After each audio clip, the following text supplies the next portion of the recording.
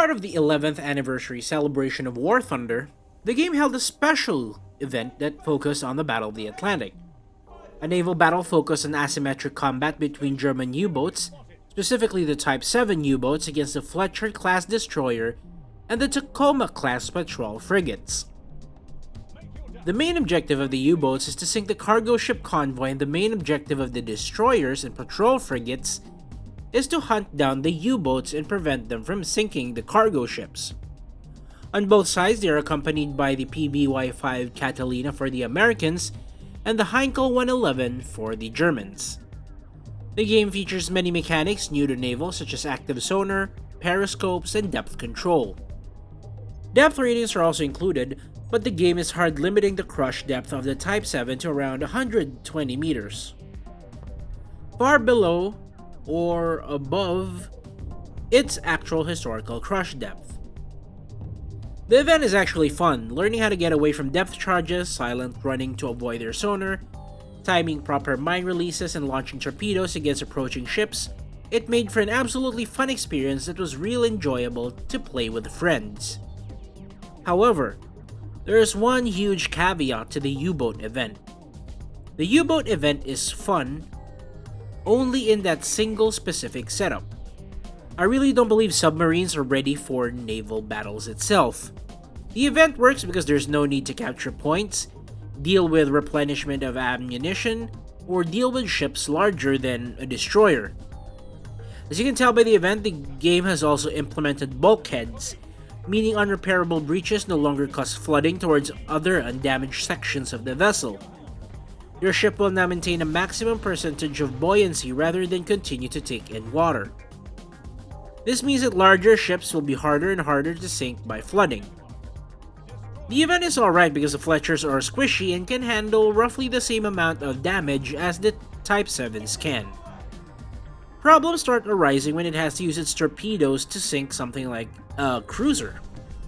Sure, you could put the Type 7 around a BR where it could only ever fight destroyers and light cruisers such as 4.7 on par with the Fletchers, but when better submarines start coming along like early post-war subs such as the Tang class and the Type 21 U-boat that inspired it, it would already incorporate capabilities that are too good for 4.7.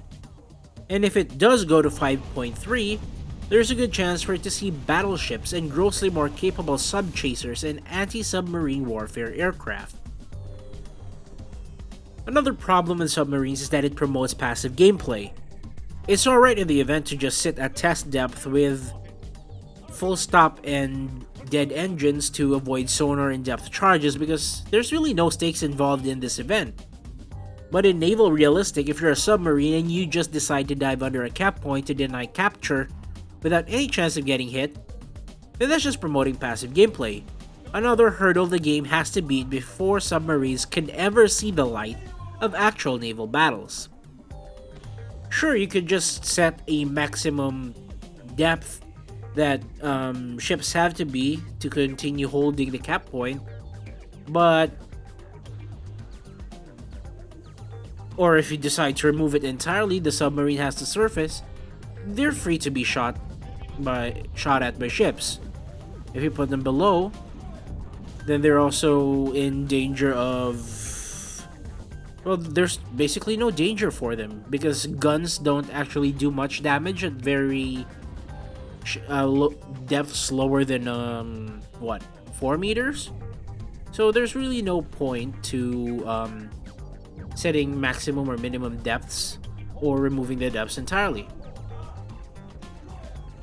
From what I learned in the game U-Boat, the event has simplified submarine combat so much that when more mechanics come in, such as noisemakers, CO2 levels, and different kinds of torpedoes, it'll complicate fighting submarines even more. I think one of the assessments of U-boats I agree with most is when someone said that U-boats have the capability to be overpowered or absolutely useless and none in between, exactly like drones. I think this event is what a lot of people thought about the Tier 9 event for modern tanks back in 2017 but for naval. That event presented modern tanks in such a rudimentary fashion. So were submarines in this event. However, the difference with Tier 9 in this event is that we were already heading that way anyway. APFSDS rounds already had a foundation with the T-62, which was already available at that time. And all they needed to build was composite armor, which arguably they did by late summer of the same year during the new ERA update. Here, submarines are a completely new field of mechanics. All that links submarines and surface vessels currently is depth charges. And the VS-8 mine-laying hydrofoil was not backed up by other mine-laying vessels.